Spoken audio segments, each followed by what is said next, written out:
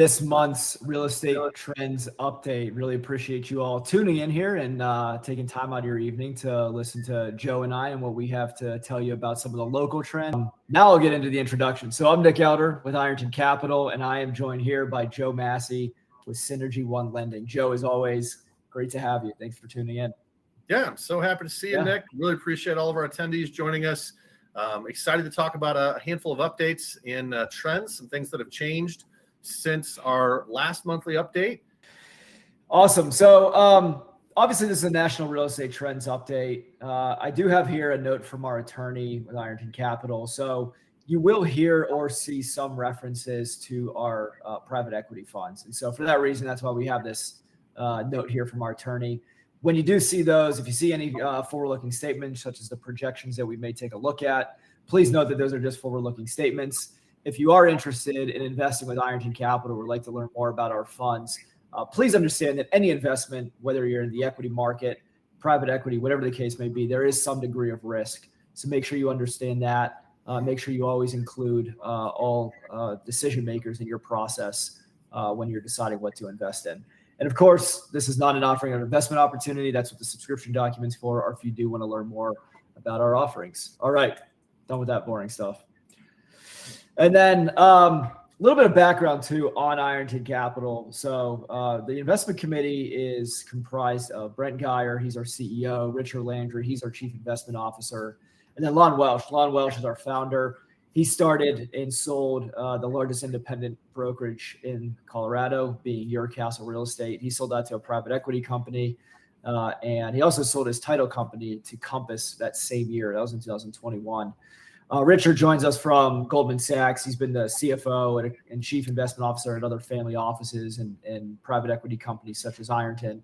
And then Brent's got decades of experience in real estate acquisition.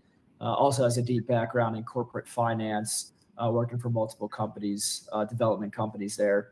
And then I oversee the investor relations team. So if any of you, like I said, are interested in investing, you'll inevitably likely be talking to me. I handle a lot of the communication, investment communication, and the capital raising for the firm as well. All right, Joe, tell us about consumer sentiment. Let's kick it off. Oh, man, this is my favorite and least favorite slide that we start with every month. Consumer sentiment, guys, is at a record low. If you look at the slide on the left-hand side there, this is a record low of the way consumers feel about the upcoming 6 months in the economy. That's that dot that's on the far right of the left-hand chart. Record low of consumers, the way they feel that things are going. And we actually had a quote that was in the Wall Street Journal this morning. 75% of Americans think that there is a recession coming. However, Goldman Sachs today downgraded their likelihood of a recession from 30% down to 25%. So everyone feels like things are really crappy. But when we go through the numbers, you're going to see things are actually pretty good. Now, there's going to be a handful of things we're going to talk about, like gas prices, mortgage interest rates, that are making folks feel not so great. But overall, the economy is doing really, really well. But what are some of the things leading to those fears? A big one is fears about AI and job loss. That's a big part of the uncertainty. You see this graph here, probability of losing your job during the next 5 years. From the release of ChatGPT, that has spiked from 16.5% to nearly 22% in the most recent reading. So a lot of people are concerned about losing their job. And really, for all of us on this call, consumers are very pessimistic about the market for buying or selling a home. A very low percentage of people agree that it's a good time to sell, and a very, very low percentage, near record low, agree that it's a good time to buy. And that comes from high prices, high inflation, and high interest rates. So that's really driving a lot of people to be sitting on the sidelines. Now, inflation, this headline was from last month, that it was steady and above the 2% target. But what do we see with the most recent data? Since the war in Iran began, inflation is now approaching 4%, which is, in my opinion, going to lead to higher federal funds rate, higher prime interest rate, and potentially higher mortgage rates, which we're going to talk about. We have a new Fed chair who came in, last week on Friday, and it's going to be really interesting to see what he does with short-term interest rates from the Federal Reserve. Unemployment, though, is still really, really low. Anything below 5% is considered full employment. And we're just humming along just above 4%, have been there for more than 18 months now, right at 4% or above 4%. This is part of what is that dichotomy that people feel that things are going in the wrong direction, and I don't feel great about the future, but I still have a job, but I'm worried about losing my job, right? So it's a lot of these things. This uncertainty is driving to low consumer sentiment. Now, economic growth is slowing down as compared to second and third quarter of last year, but still growing, right? So recession is defined as 2 quarters of negative growth in GDP. And we're still growing every single quarter for the last year. But job growth, while we are at that near record low unemployment, there's not a ton of new jobs coming online. You're seeing job growth is, 100,000, 50,000. 4-month average over the last 4 months has been right at 70,000 new jobs. So not a ton of new jobs being added in the overall population. And then this was the leading indicator from earlier. 74% of Americans think that 2 out of 3 Americans think a recession is coming, and 74% of Americans admit that the news impacts their financial decisions. Meanwhile, Goldman Sachs, some of the leading economists in the world, have come out and said there's less than a 25% chance that we're going to have a recession within the next 18 months. So, Nick, let me pause there and ask you, who should we listen to? The opinion of the economists or the opinion of the American public that thinks that we're going to have a recession? The opinion of the American public, I think 100%, because at the end of the day, like, we're the ones making the decision on what we're going to spend money on, what we're going to cut back on. Economists are probably purely looking at data, right? Okay, is GDP up or down? If GDP is up even just a little bit, you're not in a recession. However, Americans feel pinched when gasoline is $5 a gallon. Housing is extremely unaffordable. Interest rates are approaching, a new high point from the last year. And so that's why I always think I kind of laugh a little bit when I hear the economists, because it's really, I think a lot of whether we're in a recession or not is a feeling with how the American people feel. And so for that reason, I think we've probably even perhaps been in a recession already for a while, just based on how people are feeling. Quite honestly, there's a feeling that's not calculated or measured necessarily, except for, of course, the first slide that we had. But I think we should listen to the American people. Yeah, I agree with you. And I think thinking about consumer sentiment, if I feel really crappy about the near-term future, I don't want to go out and buy a washing machine. I don't want to go out and buy a car. I certainly don't want to go out and buy a new house. And that's where we're seeing a lot of people sitting on the sidelines because they're uncertain and they don't feel great about where their individual future is going right now. Yep. And that's leading to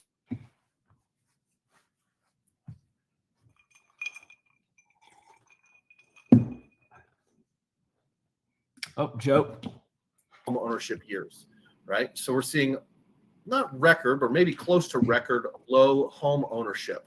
And so that's leading to a lot of people buying homes later, which I think we have a slide, and missing out on a lot of appreciation over those early years in their 20s and 30s. Student loan delinquencies. I think this is leaving some people to be on the sidelines. We touched on this last time. And then this is the slide. Home ownership among adults ages 25 to 34 fell for the second consecutive year to only 30%. Now that age cohort is 46 million citizens, which means 30% of them own a home, as compared to prior generations, 54, 63, 69, 70% of age groups in the prior generations owned a home by this point. That's a big gap that the 25 to 34-year-olds need to make up in order to catch up with, the 35 to the 40-year-olds and the 45 to 55-year-olds. So a lot of folks in those younger homeowners or younger age cohorts are having a tough time buying. And it's a combination of student loans, high gas prices, inflation, high home prices, high taxes, high insurance, high interest rates. All of that stuff adds up and leaves people sitting on the sidelines. Now,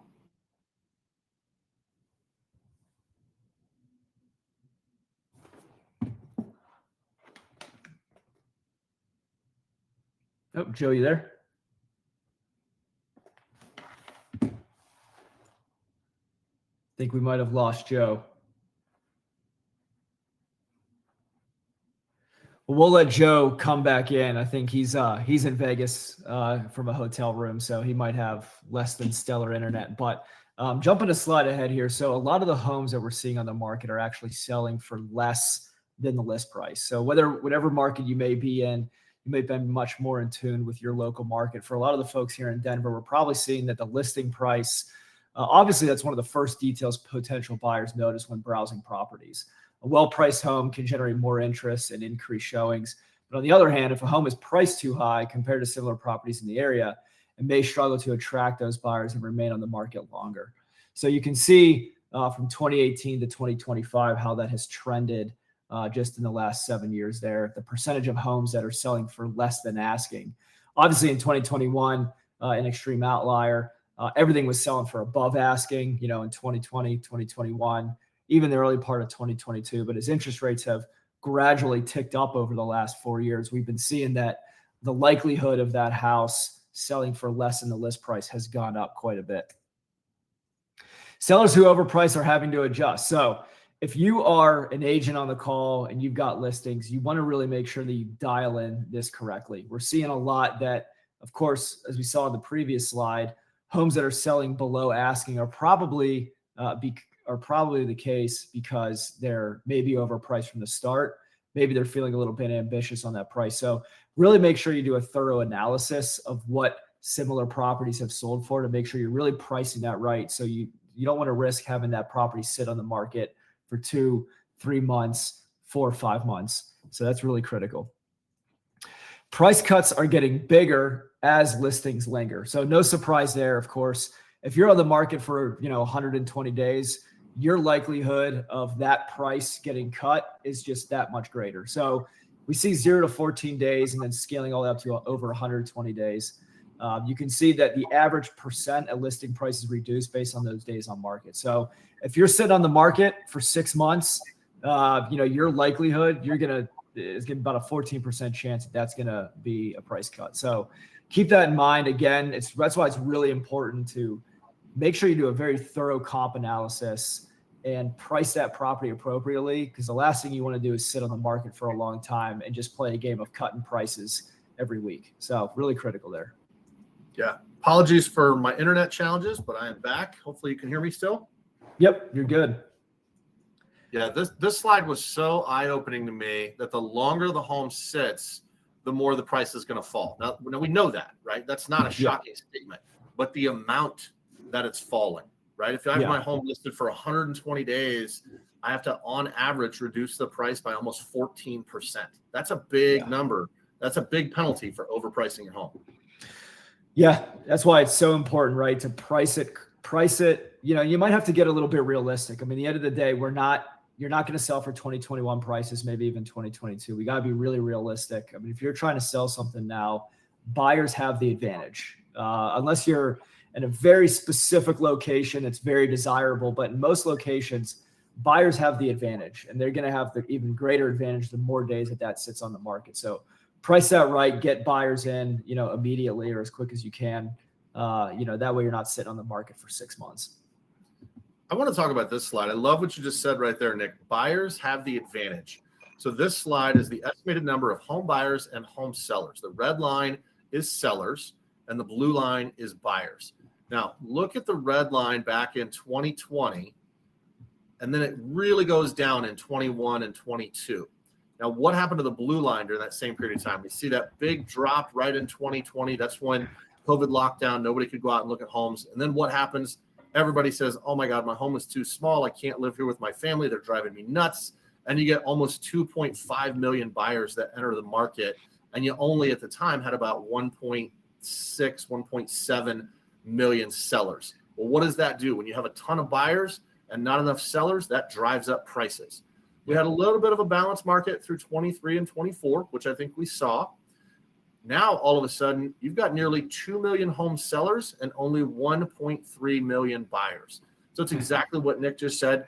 Buyers have the advantage right now. So if you're a seller or you're talking with sellers, you need to show them this slide. And they're going to say, well, my neighbor sold 3 years ago for this price. My neighbor got $100,000 over. I had to pay $100,000 over when I bought this property. Yeah, that's all true. but buyers have a big advantage right now. Don't screw up your pricing and then be subject to this slide right here that you're going to be overpricing and sliding down this curve on how much you've got to reduce your price. So I think these slides are absolutely critical for your listing presentations right now. Increasing debt, credit card debt is at a record high. Auto loans are at a record high. Student loans, mortgages, all of these debts throughout the nation are higher than they have ever been in the past. And this is making it more difficult for folks to purchase homes. Now, let's talk a little bit about homes being sold at a discount. So this ties in really closely with the slide we just looked at on reducing your price depending on days on market.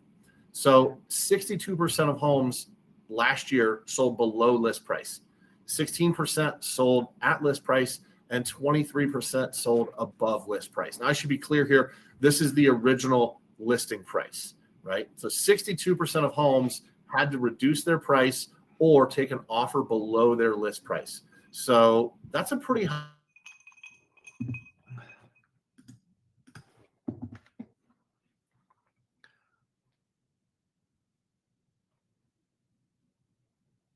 All right. Looks like we might have lost Joe again.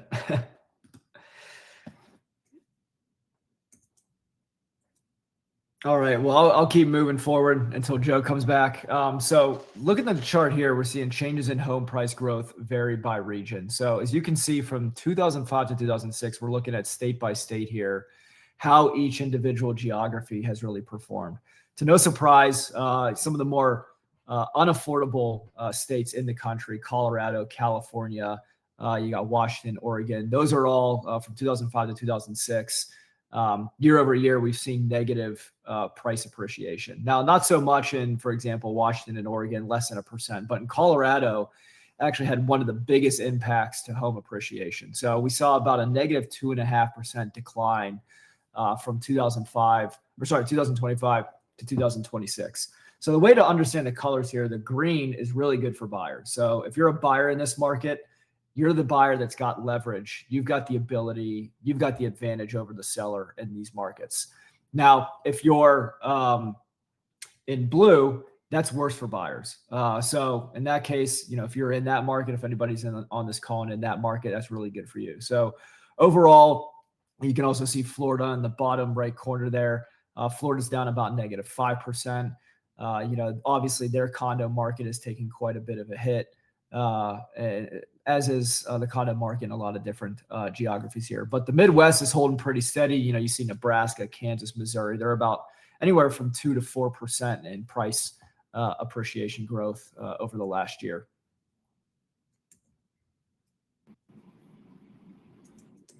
You're back. Here at the fabulous Luxor Hotel and Casino in Las Vegas, Nevada. And while it's fabulous, their Wi-Fi is not fabulous. So I apologize, guys. All good. All good. And taking a look at this slide, guys. So, I think the headline here is exactly what the takeaway is. Every downturn ends in a recovery. You go back to the 1920s, every major recession or a depression in the 20s has come back around and led to a nice, spur of growth. So it's easy for us to sit here and think that this is how it's going to be forever, but the likelihood is very minimal when we look back over the last century that this is going to be the forever case. Same as the situation whenever it's a peak market. Obviously, COVID in the real estate market, that didn't last forever. We're seeing a downturn. We're still living through it.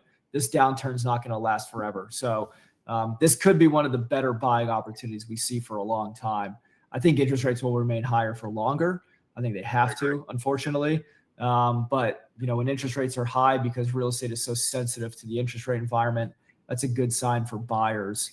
And especially with a lot of us here in Colorado, we looked at the previous slide where we're seeing that the price decline, unlike the Midwest. So I think it's a really good opportunity if you're looking to buy in any of these markets and you've got some cash liquid to invest.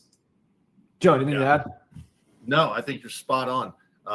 The one I do have something to add. I'm sorry. This downturn, real estate downturn, is longer than we would have expected and longer than most, right? Like the COVID downturn, that turned around in 90 days. This downturn really been since March of 22. And in February of this year, We thought we were climbing out because rates were below 6%. A war in Iran, now we have rates approaching 7%. Geopolitical events absolutely impact the real estate market most of the time negatively. And that's what we're seeing right now.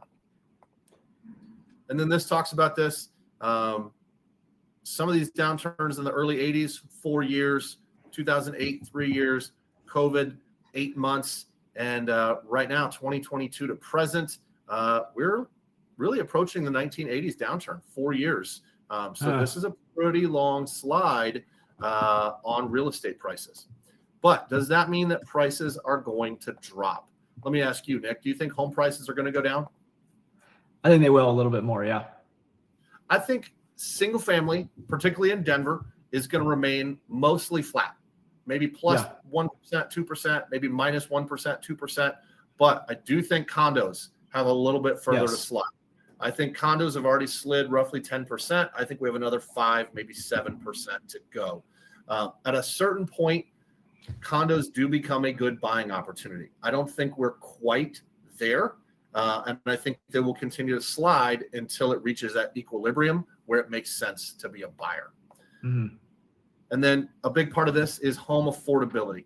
And home affordability problems are driven by expectation creep. I really like this slide. If you go back and look at 1950, the average person had 300 square feet of floor space. Now go all the way to the far right. The average person in the United States has 900 square feet of floor space. And that's tripled in 70 years, 75 years. That is a pretty big boost to what people want for the size of their home. And that also leads to a pretty big boost of what people are willing to pay for, which leads to higher prices. So that affordability challenge is a real thing. But on the flip side, a lot of people say, well, homes are affordable, prices are sliding. I'm going to wait until there's a foreclosure crisis, and that's when I'm going to buy. So, Nick, let me ask you before we go through the slides, do you think we're going to have a foreclosure crisis? Nope, not at all. I completely agree. I want to draw your attention to the slide on the left-hand side. The yellow line is equity, and the red line is debt. And if you look at the aftermath after 2008, we actually had more debt than equity in the entire United States as a whole. Well, look at where we're at now. We have more equity than debt, and we have more equity than we've ever had at any point in history. So, Nick, let's just say you're a home buyer a home seller or a home owner. That's the word I'm looking for. And you have $300,000 of equity, and you lose your job. AI takes your job, and you can't get a new job. Are you just going to put your head in the sand and say, well, I guess I'll just let the bank take the house and take all my equity? Of course not. I'm going to sell it. That's right. You're going to call your real estate agent, somebody in this call, and say, you know what? I have $300,000 of equity. I need to get this home sold immediately. And they say, hey, you know what? We're probably going to have to price it a little bit less in order to get it sold immediately. Would you be okay taking $270,000 of your equity if we were to sell this in the next 30 days? What would you say? Absolutely. Yeah. So if you're expecting a foreclosure crisis, not going to happen. But you might find some distressed sellers who are willing to make a deal. And so I think that's what you really need to be looking for, and that's what your clients need to be looking for out there. I think another key thing to point out there, Joe, is, there was obviously a lot of shady, fraudulent lending practices that were happening in 08, 09. There was a lot of people who had no income that were essentially able to get a loan when they shouldn't have got a loan in the first place. The last several years, buyers are obviously very well vetted and underwritten. So it's not easy to go get a loan, right? I mean, it's still, it's more challenging than it had been in the past. So not only do you have very, highly qualified buyers and sellers, but, who are ultimately in ownership of these loans, but you also have, a real estate market that is flush with equity. And, at the end of the day, if you're not forced to sell something below your equity value, you're probably going to be fine. So to Joe's point, you can either do a refinance if you're needing liquidity and you have a stable job, or you can just go and sell it, recoup all that equity, and you're fine. Very rarely are you going to go and do a foreclosure situation in the current market that we're in. That's exactly right. And I think we've got a slide for foreclosure activity. So foreclosure activity reported by state. So we don't have Colorado on here. But I'll draw your attention to the number one, which is South Carolina. 1 out of every 1,996 households is in foreclosure. Do you know what that number was back in 2008, Nick? Probably 10, 15, 20%, maybe. Yeah. It was like 1 out of every 7 households was experiencing some sort of delinquency or foreclosure history or some foreclosure activity. This is now 1 out of every 2,000 in the number one state, right? Let's look at Texas, which is number 10 on this list here. My little icon is covering it. So let's look at Georgia, number 8 on the list. 1 out of every 2,466 households is experiencing a foreclosure. That is a very, very low percentage. There we go. Texas, 1 out of every 2,600 household units is experiencing foreclosure. That's a very, very low percentage. So if you're waiting for a foreclosure boom, you're not going to get one. And if your buyers are waiting for that, let them know they're not going to get one and share these slides with them. Well, I like how that's broken down too, because you see an eye-popping number like 26 and you think it's all doom and gloom and the world's coming unglued. But then you break it down and it's like, well, it actually just went from like 1 to 1.2. So It didn't really go up by volume that much, right? Yep, that's exactly right. And Brandon asked, will we be sharing these slides after the call? Yeah, everybody will get an email with the recording of the slides, I believe. Right, Nick? Yep. Okay. Well, let's keep going here. The most likely loans that are going to experience some sort of delinquency or foreclosure activity, FHA. No surprise. FHA has looser guidelines that allows for lower credit quality individuals to get approved, which I think is great. Also allows for lower down payment, allows for down payment assistance. Folks that don't have a lot of skin in the game, have a little bit tougher time qualifying, maybe have some shaky credit, shaky income. Those are the folks most likely to experience delinquency and a foreclosure event, which is exactly what we see on this chart here. Now, are mortgage rates going to go up or down? What do you think, Nick? And then do we have an expert we could talk to about it? Well, you're the expert, but even the experts, it's like, what's going to happen? If you knew, Joe, then everybody on this call would be in such luck, right? If you knew exactly what was going to happen. I would say they're going up. And the reason I think that is because they've gone up quite a bit here in the last, even though just the last week or two. I mean, we've seen the U.S. 30-year Treasury yield. That is the highest it's been since 2007, hitting almost 5.2%. The 10-year, which is what a lot of lending, especially in commercial real estate, is based off of, that reached almost 4.7. That's the highest it's been in a year. So I think the bond markets are pricing in, of course, higher inflation that may be sticky as we continue through this war in the Middle East, and higher gasoline prices, and then also the potential risk of a recession coming up in the later part of this year in 2027. So all that to say, Joe, I think interest rates are, I don't see them going down in the near future, but I'm confident enough to know that I don't know crap sometimes. So. Yeah, if we were to go back and watch our presentation from January and February, I would have told you that I thought we would be just under 6% for most of this year. And that was before a war began in Iran. And so I'm going to revise that prediction to tell you that rates right now are roughly 6.7, maybe 6.8%. And I would bet we're going to see rates higher than that for the rest of this year. To see rates get back to 5.99, 6%, not a lot of opportunity for that to happen given inflation and given everything that's happened in the bond market and the geopolitical events of the last 60 days. So if you're waiting for rates to get back down, I would remind you all that we still offer our free 1-year buy down, and we still offer our free refinance program. So we had a lot of folks in January or February of this year that purchased last year that came back to us and refinanced this year with no closing costs to get down below 6%. I had about half a dozen clients that said, Joe, we're going to wait. We're going to see what happens. And they now qualify for rates of 6.7, sometimes 6.8%. So when you see a good deal on your refinance, please take it. If I tell you that this might be a good time to lock in, please take that advice, because we're seeing a lot of people regretting that over the last 60 days. All right. The effect of the lock-in effect of interest rates, people say, I have below a 3% interest rate, I'm never moving. I'll draw your attention to this black line here that spiked up at almost 40% when folks had interest rates below 3%.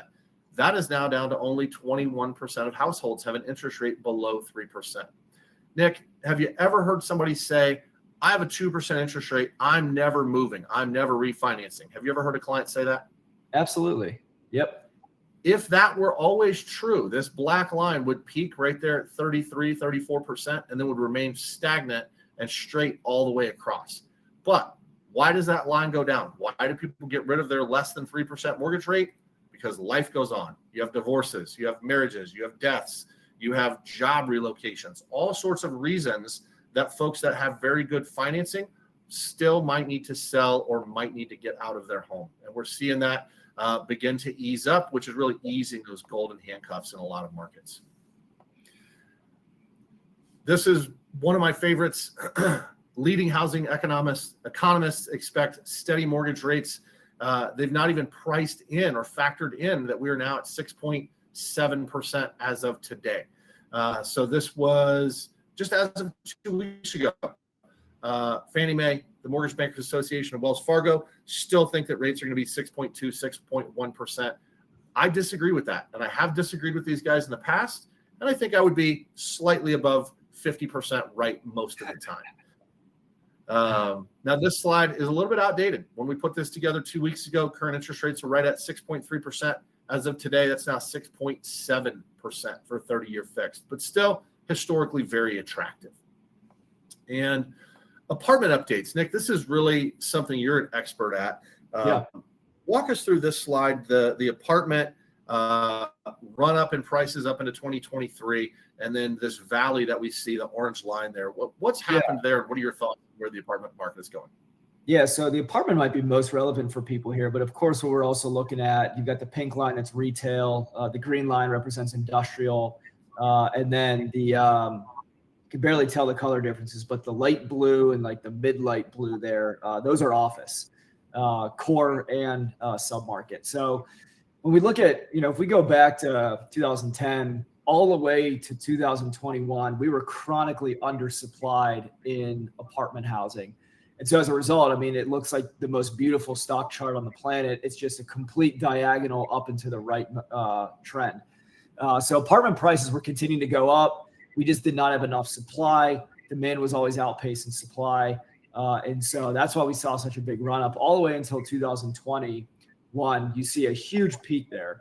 Now, the obvious thing here is that interest rates plummeted due to COVID when the Federal Reserve brought their benchmark rate down to 0%. You could go get a loan on an apartment building for 3.5%, less than 4% in most cases. So that led to just a ton of developers getting projects off the ground. Ultimately, as we see and look back on, what happens there, Joe? Obviously, if everybody's putting a shovel into the ground and building a brand new apartment complex, you could look out in Denver. Everybody was bragging about Denver having like 30 cranes in the sky. There's obviously a downturn from something like that, right? And so obviously we saw a huge run up in apartment supply. And now as a result, we had a bunch of headwinds coming into the market. We had high interest rates, which made it really difficult for deals to pencil and to get financing on. We had record high supply coming to the market. As you can see on this chart, you can see the steep drop off here, obviously in supply, but in 2024, we had higher supply than we had ever seen going back to the 1970s, right? So we had high interest rates, we had high supply, we had other headwinds, insurance costs were going up. That led to a pretty steep decline overall in multifamily pricing. When you have, obviously, multifamily pricing is driven off of the income that it produces. So if you have free rent, if you have rent decline, that's obviously going to put downward pressure on apartment prices. And so 2024 and 2025 were really huge years because we saw the highest supply coming to the market we haven't seen in the last 50 years. But the good news is that we are starting to see some early recovery signs in multifamily. So we have absorbed and burned through a lot of that supply. Demand is picking back up a little bit. And the primary reason for that is construction starts. While we saw all that supply coming to the market, interest rates were high, it was very difficult to get a project off the ground and to get financing on it. So in supplement and in parallel to that high supply, we saw a huge drop in new construction starts. So we are starting to see some early signs of recovery. Denver was one of the hardest hit multifamily markets. There were other, Austin was another hard hit multifamily market, but we are starting to see absorption slightly outpace new deliveries. We saw that at the tail end of Q4. So I think we are going to see a bit of a recovery here. We're kind of starting to see that now. It'll take a couple quarters to probably see that a little bit more. But overall, that's what's happening in the multifamily side. Industrial, not going through the same thing. Obviously, office got hit really hard as the whole work from home trend has continued and will probably be here to stay, especially office buildings in downtown larger metro areas. But overall, we are seeing a little bit of a recovery here on the multifamily side. So what that theoretically should mean is, we should see rent growth start to normalize again in that, 1.5% to 3% range. Yeah, I completely agree. As those units get absorbed, all the supply that we had over the last 2 years, people start renting those, they're getting 3 months of free rent, right? Yeah. 2 months of free rent. They're moving in, they're getting their free rent. They're really happy. Well, once they're in, the landlord's got them. And if they're going to go somewhere else, they might not get those same concessions. So you're going to see rents begin to start going back up that 1%, 2%, 3% per year. So I completely agree. I think the times that we purchased apartments were spot on. And it's going to continue to be good to be a landlord into the near, mid, and long-term future. Yep. Nick, that is everything that I wanted to cover this evening. Tell us about your guys' new book. You've got a new book that Lon put together just recently, right? Yeah. So the one you see on this slide is this is our first book. So the Complete Guide to Passive Diversified Real Estate Investing. You can go to this website here and get a free download. We also have physical copies, so you're welcome to reach out to me. I'm happy to mail you a physical copy. It's also on Amazon as well. But we are going to be coming out with a new book here. It's about our investing in non-correlated asset strategies.